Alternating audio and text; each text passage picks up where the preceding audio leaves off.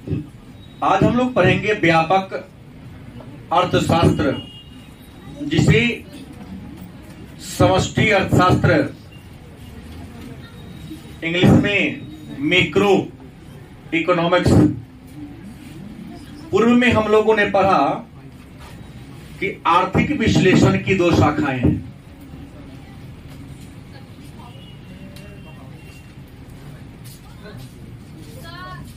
हम बात करें आर्थिक विश्लेषण की, तो हमने चर्चा किया था कि आर्थिक विश्लेषण की दो शाखाएं। बोल तो बैठना पड़ेगा, शुरू करते क्लास। आर्थिक विश्लेषण की दो शाखाएं हैं, और आर्थिक विश्लेषण की दो शाखा जिसका नाम है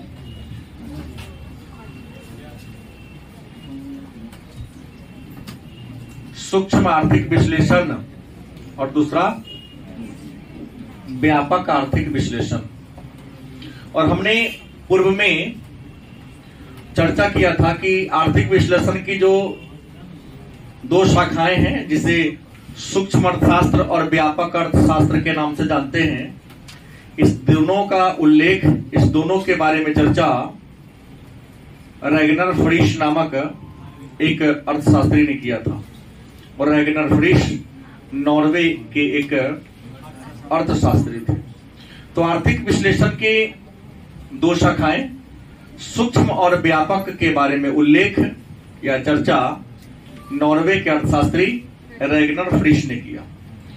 तो 12वीं कक्षा का जो अर्थशास्त्र है, इसमें आर्थिक विश्लेषण की दोनों ही शाखाओं के बारे में जानना था। अल्प मात्रा में दोनों के बारे में चर्चा करना था, जानना था। तो हम लोगों ने आर्थिक विश्लेषण की सूक्ष्म शाखा के बारे में चर्चा कर लिया। अब जो भी टॉपिक पढ़ेंगे वह आर्थिक विश्लेषण की व्यापक शाखा के बारे में चर्चा करेंगे। तो आर्थिक विश्लेषण के व्यापक शाखा में प्रवेश करने से पहले हम सबसे पहले जाने कि आखिर मैक्रो इकोनॉमिक्स है क्या, व्यापक अर्थशास्त्र है क्या। पहले इस बात को जानना होगा। हमें सबसे पहले जानना होगा कि समष्टि अर्थशास्त्र, समष्टि को हम व्यापक भी कहते हैं। इंग्लिश में मैक्रो, माइक्रो नहीं, माइक्रो में सूक्ष्म हो जाएगा। ये तो सूक्ष्म व्यापक अर्थशास्त्र क्या है, समष्टि अर्थशास्त्र क्या है, या मैक्रो इकोनॉमिक्स क्या है। तो पूर्व में भी हमने आपसे चर्चा किया था इसके बारे में कि समष्टि अर्थशास्त्र आर्थिक विश्लेषण की वह शाखा है। व्यष्टि अर्थशास्त्र या व्यापक अर्थशास्त्र या माइक्रो इकोनॉमिक्स आर्थिक विश्लेषण की वह शाखा है जिसमें किसी अर्थव्यवस्था के बड़े बड़े चरों का या किसी संपूर्ण अर्थव्यवस्था का सामूहिक रूप से अध्ययन किया जाता है। मतलब आर्थिक विश्लेषण की वह शाखा जिसमें अर्थव्यवस्था का समग्र रूप से अध्ययन किया जाए, तो उसको समष्टि अर्थशास्त्र या व्यापक अर्थशास्त्र या मैक्रो इकोनॉमिक्स के नाम से। ये जो समष्टि या व्यापक अर्थशास्त्र है, अंग्रेजी में इसे हमने क्या कहा, मैक्रो। क्या कहा, मैक्रो। ये जो मैक्रो शब्द है ना, यह ग्रीक भाषा के, ये जो मैक्रो शब्द है, ये जो मैक्रो शब्द है, इसकी उत्पत्ति ग्रीक भाषा के शब्द है मैक्रोस से हुआ है।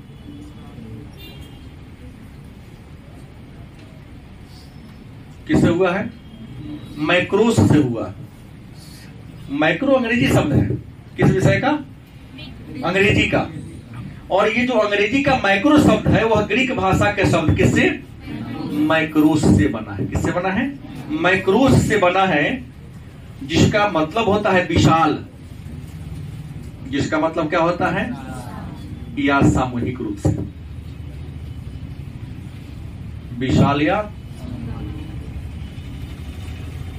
तो आर्थिक विश्लेषण की वह शाखा जो किसी अर्थव्यवस्था का सामूहिक रूप से अध्ययन करता है या विशाल कहोतम या व्यापक कहोतम से अध्ययन करता है तो उसको हम क्या कहेंगे?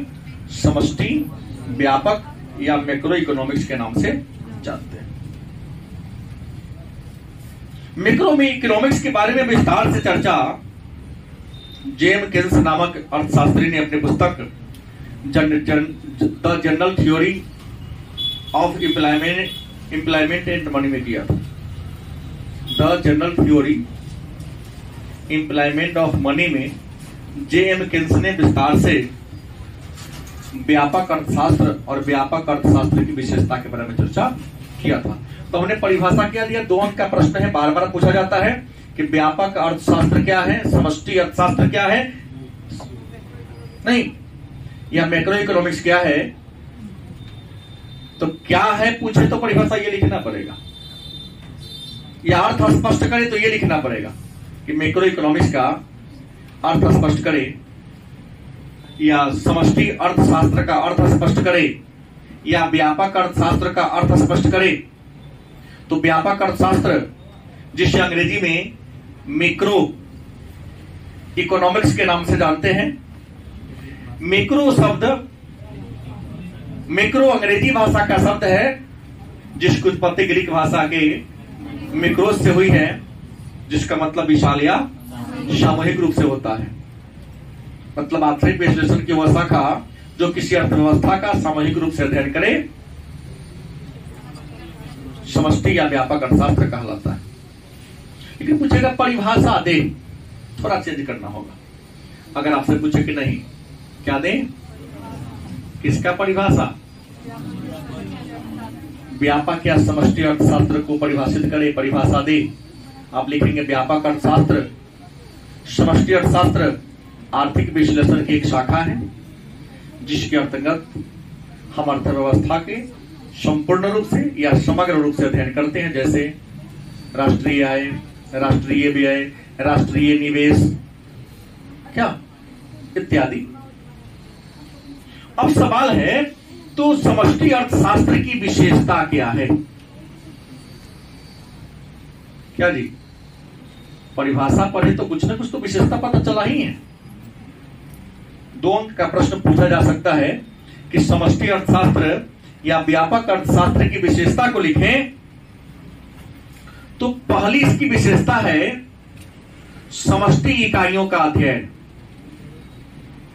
समष्टि इकाइयों का अध्ययन मतलब व्यापक अर्थशास्त्र में समष्टि इकाई माने सभी इकाई का हम अध्ययन करते, एक का अध्ययन नहीं करेंगे। गांव जाएंगे किसी का अध्ययन करने तो पूरे गांव का अध्ययन कर लेंगे। बाजार में जाए गोभी खरीदने गए तो ये नहीं केवल गोभी का मूल्य लेके आएंगे, भाई परवल, बैगन, कद्दू, भिंडी सबका कीमत पूछ लेंगे। नहीं, गोभी के भी कई किस्म होगा, सभी प्रकार की किस्म की गोभी का हम कीमत क्या कर लेंगे, जान लेंगे, सबका अध्ययन करेंगे ना। दूसरी विशेषता क्या है? संपूर्ण अर्थव्यवस्था से संबंधित।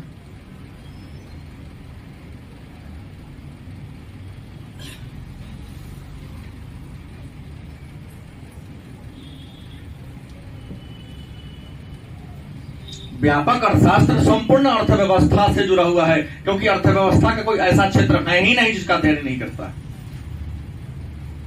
बात समझ गए?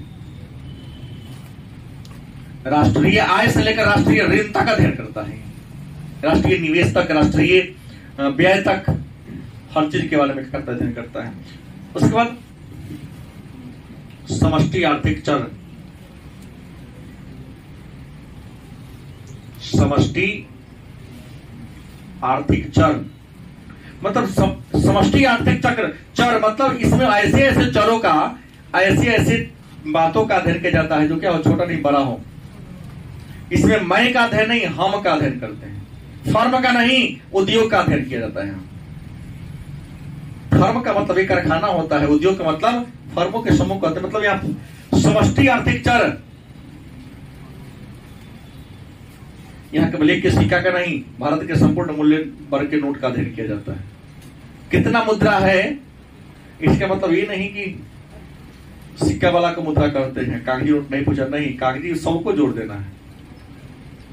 तो इसका जो आर्थिक चक्र तो बड़ा होता है।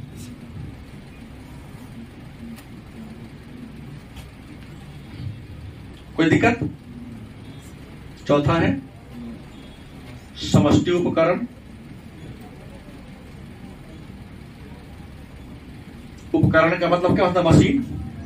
उपकरण का मतलब क्या होगा? मशीन या यंत्र।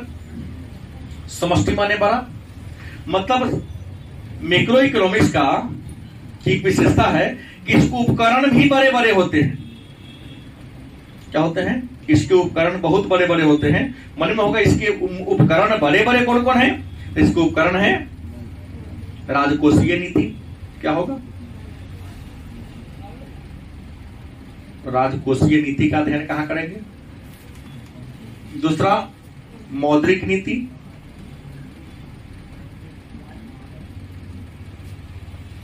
तीसरा क्या है?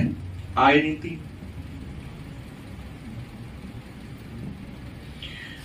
राजकोषीय नीति क्या है, मौद्रिक नीति क्या है, आय नीति क्या है, इसके बारे में चर्चा हम लोग कहां करेंगे? बजट पढ़ेंगे वहां, क्योंकि मुद्दा किसका है? बजट का। तो समष्टि अर्थशास्त्र की विशेषता क्या है कि समष्टि इकाइयों का अध्ययन करता है, संपूर्ण अर्थव्यवस्था से जुड़ा हुआ है, इसके आर्थिक चर बहुत ज्यादा है इसके पास, और इसके उपकरण कौन कौन है? राजकोषीय नीति, मौद्रिक नीति और राजकोषीय नीति मतलब सरकार का जो टैक्सेशन का नीति है कैसा है। मौद्रिक नीति मतलब आरबीआई जो बैंक का दर तय करती है, ब्याज दर तय करती तो कैसे करती है, इन बातों को। तो बजट का मुद्दा है ना, फिर हमको आगे बैंक तो पढ़ना ही है। अब सवाल है कि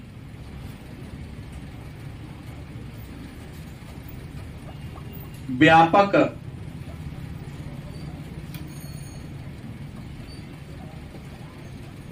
अर्थशास्त्र का विषय क्षेत्र, मतलब व्यापक अर्थशास्त्र या समष्टि अर्थशास्त्र या मैक्रो इकोनॉमिक्स का विषय क्षेत्र क्या है, इनमें हम किन किन बातों का अध्ययन करेंगे। क्या विषय क्षेत्र मतलब इसमें अध्ययन किया जाने वाला बात, हम किन किन चीजों का अध्ययन करेंगे। नंबर 1 राष्ट्रीय आय तथा रोजगार का। किसका अध्ययन करेंगे? राष्ट्रीय आय का। अब इसके बाद में टॉपिक पढ़ेंगे कि राष्ट्रीय आय और उससे जुड़ा हुआ मुद्दा, टॉपिक ही बड़ा है वो कि राष्ट्रीय आय क्या है और रोजगार। तो आय और रोजगार का अध्ययन कहां करेंगे? दूसरा सामान्य कीमत,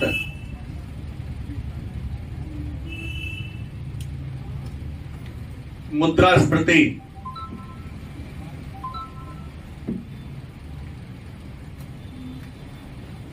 सामान्य कीमत मतलब किसी वस्तु का एक लंबी अवधि से जो मूल्य प्रचलित होते आ रहा है उसको सामान्य कीमत, मतलब बाजार मूल्य का अध्ययन नहीं करेंगे हम, यह सामान्य मूल्य का अध्ययन करेंगे जो लंबी अवधि से चलते आ रहा है। यहाँ पर सामान्य कीमत का और मुद्रास्फीति मतलब मुद्रा के मूल्य में गिरावट आना। कहोगे सर मुद्रा का मूल्य गिर ना गया, गिरा है नहीं। 5 रुपया में मिलने वाला लिंक 8 रुपया बिक रहा है तो मुद्रा का वैल्यू घट गया ना गया कि जो 5 रुपया वाला लिंक खरीद लेता था और उसको खरीदने की क्षमता 8 रुपया में हो गया, मुद्रा का वैल्यू घट गया और मुद्रास्फीति बढ़ गया। मतलब बोरा भर के रुपया लेके जाओ अब पॉकेट में भर के सामान लेके हो गया मुद्रास्फीति। जब बहुत ज्यादा मुद्रा थोड़ा सामान का पीछा करने लगे, उत्पादन घटता जा रहा है, मुद्रा सबके पास बढ़ता ही जा रहा है। तो मुद्रास्फीति का भी अध्ययन हम व्यापक अर्थशास्त्र में ही करेंगे। व्यापार चक्र का,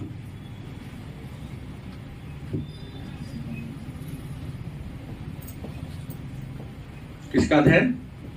व्यापार चक्र। हम कहोगे सर व्यापार चक्र क्या है? तो बिजनेस करते तो उतार चढ़ाव होता ही रहता है, कोई काम करो घाटा नाफा सब होता ही रहता है। तो बिजनेस में जो उतार चढ़ाव होते हैं, जो घाटा नाफा होते हैं, उसे क्या कहते हैं हम? व्यापार चक्र के नाम से जानते हैं। खुश रहिए। इसके अलावा हम लोग आर्थिक विकास के खुश रहिए सिद्धांत को पढ़ते हैं। क्या पढ़ते हैं? आर्थिक विकास के सिद्धांत के बारे में। अब आर्थिक विकास का सिद्धांत क्या है, मतलब सरकार न तय करेगी कि देश का विकास कैसे होगा, किस गति से होगा, किस दिशा में होगा। तो आर्थिक विकास के सिद्धांत का अध्ययन व्यापक अर्थशास्त्र में किया। वितरण का, किसका? वितरण का अध्ययन। वितरण, उत्पादित सामान को कैसे वितरित करना है, किस मात्रा में वितरित करना है। कोरोना काल आया, सरकार तय की ना कि भाई लोगों का रोजगार छिना गया, खाएगा कहां से, अन्य जरूरत नहीं पूरा कर, लेकिन भोजन के बिना तो जी नहीं सकेगा। तो उचित मूल्य के दुकान में कहा कि हमारे पास तो हर गांव में 2 दुकान है, लोगों को बाहर जाना है कहां, क्योंकि जिस गांव में जो दुकान है पहले से जितना उसको दुगना बढ़ा दो, आधा का पैसा लगेगा, आधा का पैसा ना लगेगा। गलत कि सही? राहत मिला है, जान लीजिएगा। भले ही विरोधी जो कह दे, लेकिन उतना अनाज से गरीबों को बहुत राहत मिला है। और देखो गेहूं मिलना बंद हो गया, कितनी परेशानी हो रही है। उसका क्या मूल्य था, लोगों के आय पर क्या इफेक्ट पड़ रहा था, 3 महीना पहले तक जान रहे थे, लेकिन अब सुन रहे हैं कि नहीं मिल, 1 किलो गेहूं मिल रहा है। चावल मिल रहा है, चावल दे रहा है, लेकिन गेहूं नहीं दे रहा है। 1 आदमी पर 1 केजी मिल रहा है। अब देखिए, अब आटा का कीमत कितना बढ़ गया है, 35 रुपए केजी आटा हो गया। नहीं, ये बात कहेगा तो ना मानूंगा। 25-26 चलता था। गेहूं का मूल्य अचानक बढ़ेगा तो आटा का मूल्य बढ़ेगा ना। 30 प्लस है, सबसे हाईएस्ट होगा तब 35 होगा। नॉर्मली 30-31 का मिल रहा है, क्योंकि सब तो आशीर्वाद आटा खाता है। तो वितरण कैसे वितरण किया जाए? दूसरा बताया कि नहीं, कुछ लोग तो घेरा गया है बाहर, तो कहा कि सबको तो आधार से लिंक कर दिया गया। आधार को लिंक करने से बड़ा फायदा है, जो डीलर के हाथ अंगूठा लगा दे वहीं मिल जाएगा। बहुत ज्यादा चोर बाजारी लोग करते थे, नियम बना दिया कि जब तक ग्राहक अंगूठा लगाएगा नहीं तब तक उसके नाम पर राशन उठेगा ही नहीं। डीलर चले आता है, घरे घरे जाता अंगूठा लगवाने के लिए। आप सीधा पहले तो डीलर घुमाता था, अब कहता नहीं दीजिएगा तो अंगूठा लगाएंगे। कहूं क्या लगेंगे, कहीं लगा के ले लेंगे। अगर जब तक अंगूठा आप नहीं लगाएंगे तब तो उसको राशन भी नहीं मिलेगा। फिर प्रश्न होगा तो व्यापक अर्थशास्त्र का महत्व बताइए। व्यापक अर्थशास्त्र का महत्व क्या है? हमारे लाइफ में व्यापक अर्थशास्त्र का महत्व क्या है? अर्थव्यवस्था में व्यापक अर्थशास्त्र का महत्व क्या है? याद रखेंगे, सरकारी नीति के निर्धारण में, सरकारी नीति के निर्धारण में सरकार यदि कोई नीति बनाती, याद रखिएगा, तो हर व्यक्ति को ध्यान में नहीं रखे, नहीं समूह को ध्यान में रखकर नीति बनता है। अगर व्यक्ति को ध्यान में रखकर नीति बनाया जाएगा तो नीति कभी बनेगा ही नहीं, क्योंकि हर नीति से 60% 70% लोगों को ही लाभ होता, 30% को हानि होना ही है। क्योंकि सभी लोगों का लेवल, चाहे ब्रेन का लेवल हो, चाहे इनकम का लेवल हो, एक नहीं है। और एक कोई सरकार कर भी नहीं सकती है कि कर देगी, करेगी तो अर्थव्यवस्था का विकास अवरुद्ध हो जाएगा। अमीरी और गरीबी होनी चाहिए, क्योंकि गरीब नहीं रहेगा तब ना अमीर बनने को प्रयास करेगा, और अमीर बनने के ज्यादा मेहनत करेगा तो अर्थव्यवस्था का विकास होगा, उसका ही विकास होगा। सबका एक लेवल बराबर हो जाएगा तो कोई संघर्ष ही नहीं करेगा। कई लोग बहुत सब प्रश्न करते हैं कि मोदी ने तो कहा 15 लाख रुपया खाता भेज देंगे, तो क्या कोरी मांगुर बन के रहना है आप लोगों को? एक चुटकुला आया कि हमारे खाता, चाय वाला पीने का चाय का दुकान बंद, समोसा वाले ने दुकान बंद कर, भाई तू दुकान क्यों बंद कर दिया? तो 15 लाख है, क्यों कमाऊ? अब वो नया ढूंढने की तलाश करेगा ना, अब वो मोटरसाइकिल खरीद लेगा, घूमेगा कि चाय बेचेगा? वो सबकी खाते में अगर 15 लाख आ जाता, कोई काम करना चाहेगा? नहीं चाहेगा, न किसान खेती करेगा, न रिक्शा वाला रिक्शा चला, कोई किसी काम को नहीं करेगा। अर्थव्यवस्था का विकास 7 दिन के अंदर में खराब हो जाएगा। तो खाई होनी चाहिए, मेरे ख्याल से जितना मुझे समझ है खाई होनी चाहिए, क्योंकि तो बहुत है कहाँ गरीब। देखिए अभी जो गरीबी है ना, मानसिक गरीबी है। पहले गरीब की पहचान थी कि फटा हुआ कपड़ा, ये कपड़ा, अब कपड़ा को फाड़ के पहनता है, अब मानसिक गरीबी है। पहले मजबूरी में छोटा कपड़ा पहना जाता, कम कपड़ा, और आज अमीर होकर कम कपड़ा पहना जा रहा है। मुगल काल में, औपनिवेशिक काल में महिलाएं केवल लुंगी पहना करती थी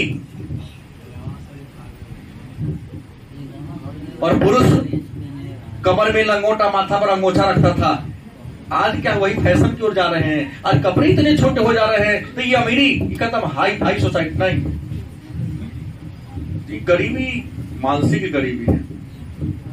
फटल जींस 3000 के खरीदते कहते हम गरीब हैं, जूता पहनते 1600 कहते गरीब है, मोबाइल लगता 22,000 कहते गरीब है। फॉर्मूला बताइए ना क्या गरीबी का। तो सचिन तेंदुलकर समिति आए, लकड़वारा समिति है, सारा समिति फेल है क्या जी? हाँ, गरीब केवल नाम नहीं, शब्द रह गया है। गरीब नाम नहीं, गरीब क्या रह गया है? शब्द। लोग दिमाग से गरीब है। अब है सरकार के नीति का निर्धारण करने में व्यापक अर्थशास्त्र का यूज होता है। दूसरा, आर्थिक विकास तय करने में। आर्थिक विकास क्या होगा? आर्थिक विकास, देश कितना आगे बढ़ रहा है, इसका तय भी किससे होता है? समष्टि अर्थशास्त्र से। क्योंकि 100 आदमी थोड़ी ना पूछेगा उज्जवल तू कितना कमाता है, तू कितना कमाता, तू कितना पूछेगा? नहीं पूछेगा, टाइम ही नहीं रहेगा। सही बताए नहीं कीजिएगा। एग्जिट पोल चाहे ओपिनियन पोल, हालांकि ओपिनियन पोल को बंद कर दिया गया, अब एग्जिट पोल है। भाई एग्जिट पोल कैसे? समाचार वाले कह देते कि फलाना पार्टी को इतना सीट आएगा, तो चुनाव मतदान खत्म होने के बाद 10 लोग से मिला, हाँ भाई साहब क्या पोजीशन लग रहा है? अब 10 गो से पूछा, कह दिया 7 गो, अच्छा भाजपा अच्छा लग रहा है, चांस उसी का है, तो लिखा दिया कि 10 में 7 में तो 70% ले गया ना। 10 में क्या कहा? 7 की सीट पर तो 70% नहीं आ रहा है। वो आधार मान लेता है, वो थोड़ी सब मोटर से जाके पूछता है या सबको वोट गिरा देखता है। वो गोना गिरा, फूल छाप, साइकिल छाप, ललटेन छाप, ऐसा नहीं देखता है वो। नहीं, किसी 10 से पूछ लिया, काउंट करता है कि आप यहाँ 10 आदमी खड़े, आपके झुंड से पूछ लेगा, 10 आदमी वहां झुंड में खड़े, उससे पूछ लेगा, 10 आदमी अलग अलग झुंड में जाता है, क्योंकि अलग अलग झुंड सिद्ध करा कि अलग अलग विचारधारा का होगा। समान विचारधारा के लोग समान झुंड में रहते हैं, अलग अलग झुंड है मतलब ये विचारधाराएं क्या है? सब विचारधारा ग्रुप से जाके मिलेगा, उसे तय, उसको कहते एग्जिट पोल। मतदान के बाद और मतदान होने के पहले जो होता था उसे ओपिनियन पोल। क्या लाया है अभी, कौन जीतेगा? हालांकि बंद करा दिया गया, क्योंकि ओपिनियन पोल सत्तारूढ़ पार्टी को मजबूत बना देता था। सत्तारूढ़ पार्टी पैसा दिला के, शायद गलती हो सकता है, अपने उसके 10 आदमी खड़ा होकर बोल दिया हाँ भाजपा की है तो चलेगा भाजपा, सबके दिमाग में आ गया तो सब भाजपा कर रहा था, हमारा वोट तो बेकार जा रहा था दूसरा पार्टी में, चलो हम भी भाजपा को दे देते हैं। गलत किस है? तो हुआ कि नहीं? अब एग्जिट पोल चलेगा, ओपिनियन पोल। डिफरेंस क्या है? एग्जिट पोल चुनाव के गलत बाद, ओपिनियन पोल मतदान से पहले किया जाता है। फिर मुद्दे पर आइए। तो आर्थिक विकास तय होता है। तीसरा महत्व है समूची अर्थव्यवस्था का अध्ययन। समूची अर्थव्यवस्था का क्या होगा? अध्ययन इससे होगा। पूरी अर्थव्यवस्था का अध्ययन व्यापक अर्थशास्त्र से होता है। चौथी विशेषता है सूक्ष्म अर्थव्यवस्था को समझने में सहायक।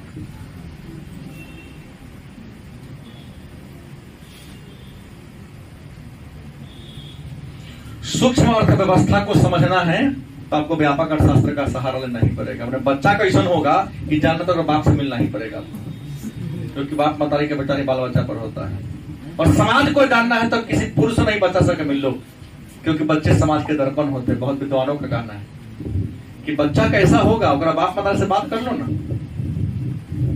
चल जाएगा पता है बाल बच्चा कैसा होगा। कोई समाज कैसा होगा, कोई गांव कैसा होगा, कोई टोला का लोग कैसा होगा, टोला का आदर्श कैसा है जानना है, टोला के दो बच्चा से मिल लो। कि सच्चाई को छुपाया नहीं जा सकता है, बुजुर्गों ने कहा है। गालिए पड़ेगा ना, बुझ जाएगा गरीब समाज का सब होगा, क्योंकि बच्चे समाज के क्या होते हैं, दर्पण, आईना। समाज के वास्तविकता बच्चा दिखा देगा। तो सूक्ष्म अर्थशास्त्र का अध्ययन करना हो, माने बउआ के बारे में जानना हो, बच्चा कैसन होगा, तो अगर बाप मतारी से मिल लो। अब बाप मतारी के विचार ही बच्चे को पड़ेगा, क्योंकि बच्चे का प्राथमिक पाठशाला विद्या परिवार होते हैं, और पहला शिक्षक उसकी माँ होती है, और माता पिता उसके प्रारंभिक टीचर होते हैं, प्रारंभिक गुरु होते हैं। ऋषभ गुरु को ऐसा चेला हो नहीं, सब जगह होता है। पांचवा है अंतरराष्ट्रीय तुलना।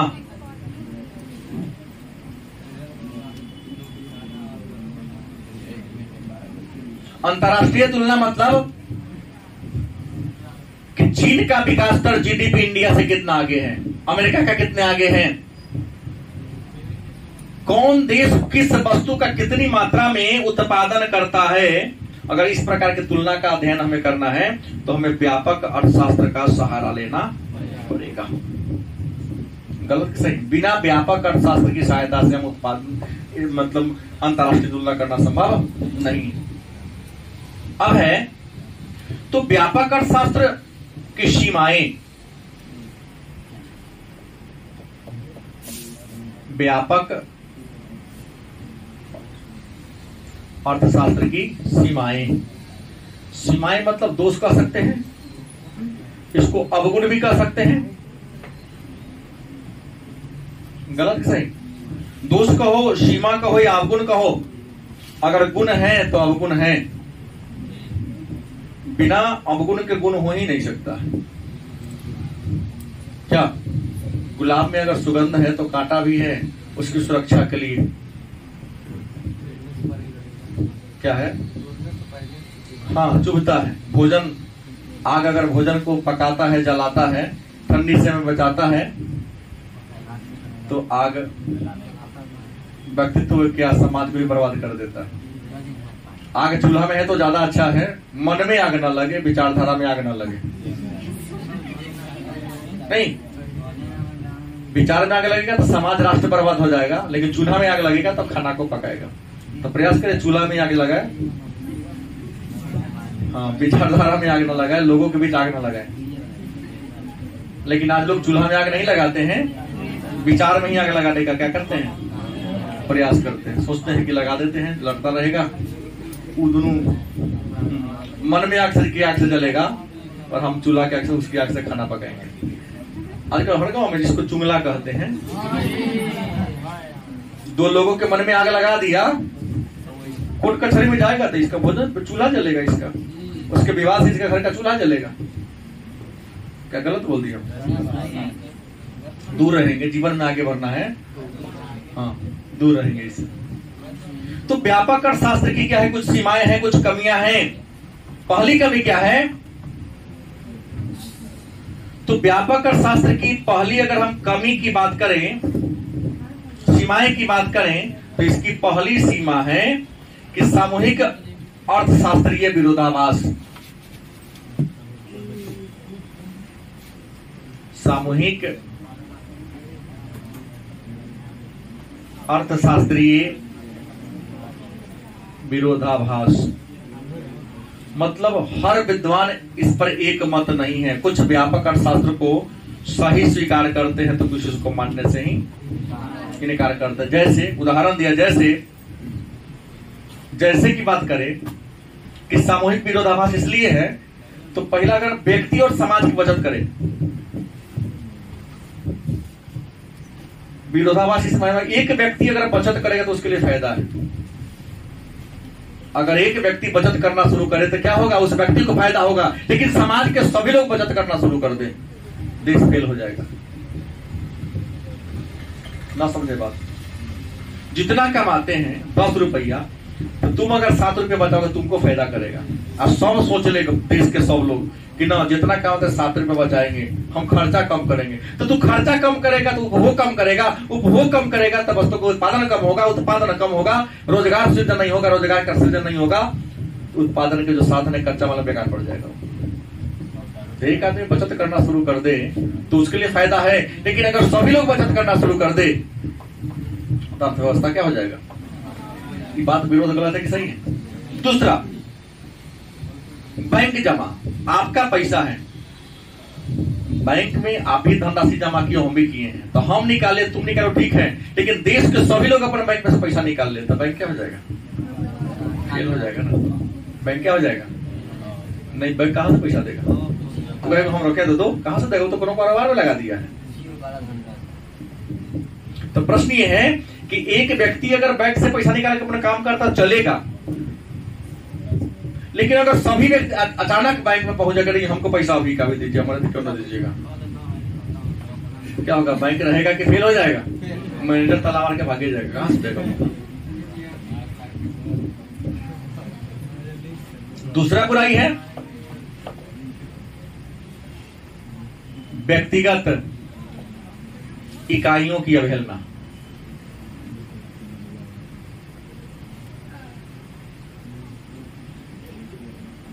व्यक्तिगत इकाइयों की अवहेलना मतलब सूक्ष्म व्यापक अर्थशास्त्र में केवल संपूर्ण समाज पर जोर दिया है।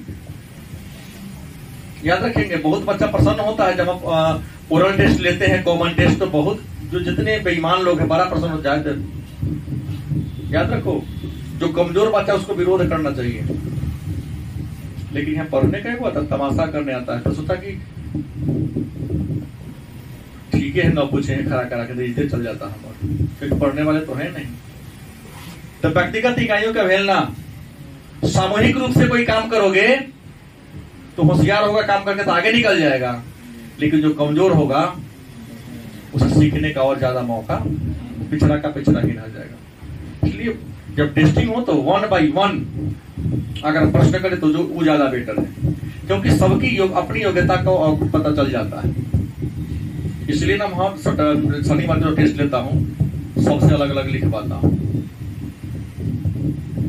ऐसे 1 प्रश्न करते तो आगे वाला से पूछेंगे, पीछे वाला हल्ला करेगा, लेकिन यहाँ तो हम प्रश्न बोलेंगे तो सब उत्तर लिखेगा।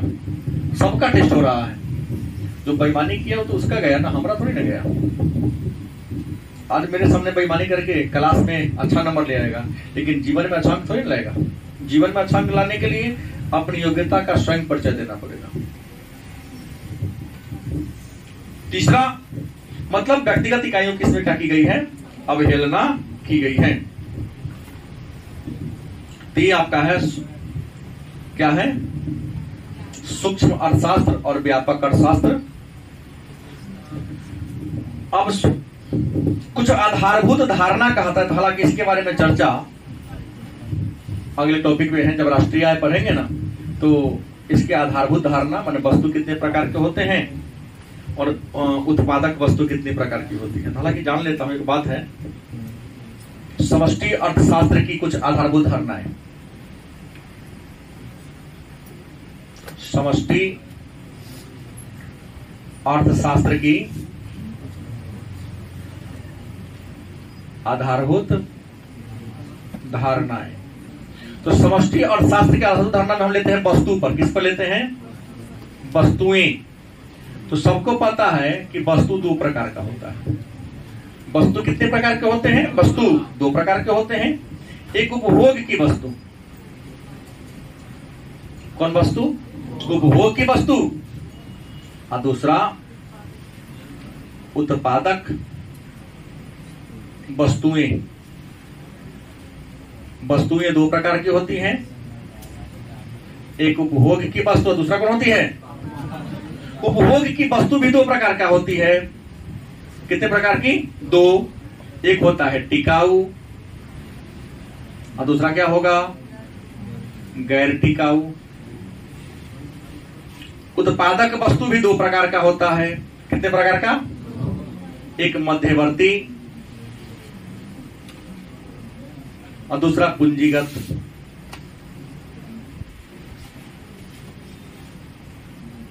तो प्रश्न यहां ये है, समष्टि अर्थशास्त्र की कुछ आधारभूत धारणाएं। तो समष्टि अर्थशास्त्र कहता है कि वस्तु जो है ना, वस्तु जिसका इंसान अपनी आवश्यकता को पूरा करने के लिए यूज करता है, उपभोग करता है, वस्तु दो प्रकार का होता है। एक उपभोग की वस्तु, वह वस्तु जिसका हम प्रयोग करते हैं, प्रयोग करके उपयोगिता को नष्ट कर देते हैं। गलत कि सही? उस वस्तु को क्या कहेंगे? उत्पादक वस्तु, कुछ ऐसी वस्तु है जिससे हम दूसरी वस्तु को उत्पादन करते हैं। वह वस्तु जिससे हम अन्य वस्तु का निर्माण कर ले, जैसे गेहूं से मैदा, आटा। क्या नहीं? गलत कि सही? इसे कौन वस्तु कहेंगे?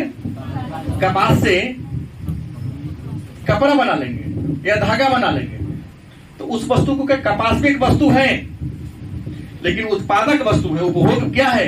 एक क्रिया है। उपभोग क्या है? जिसमें क्या होता है, किसी वस्तु का यूज करके उस वस्तु की उपयोगिता को। तो उपभोग वस्तु क्या प्रकार का होता है?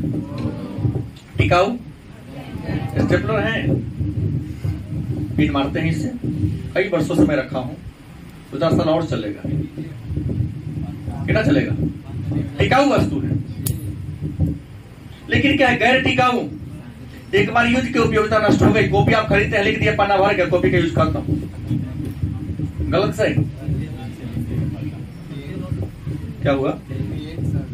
पेन रिफिल भरवा सकते हैं। रिफिल कहो ना। सरसों तेल, कोई भी तेल आपने खरीद के लाया, उसे यूज कर लिया, उपयोगिता क्या हो गई? उत्पादक वस्तु दो प्रकार होते हैं, मध्यवर्ती वस्तु और क्या होता है? पूंजीगत वस्तु। मध्यवर्ती वस्तु वह वस्तु माने अंतिम उत्पाद और पहले उत्पाद के बीच की जो वस्तु है। जैसे ये कपड़ा है, क्या है? कथी से बना है? कपास से, लेकिन बीच का क्या है? धागा। धागा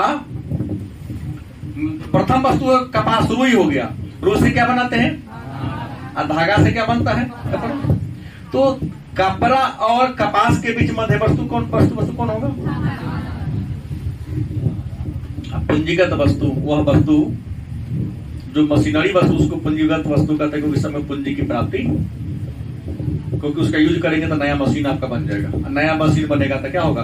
कुछ कमाएंगे नहीं आप, और नहीं करेंगे आप। इसे क्या कहेंगे?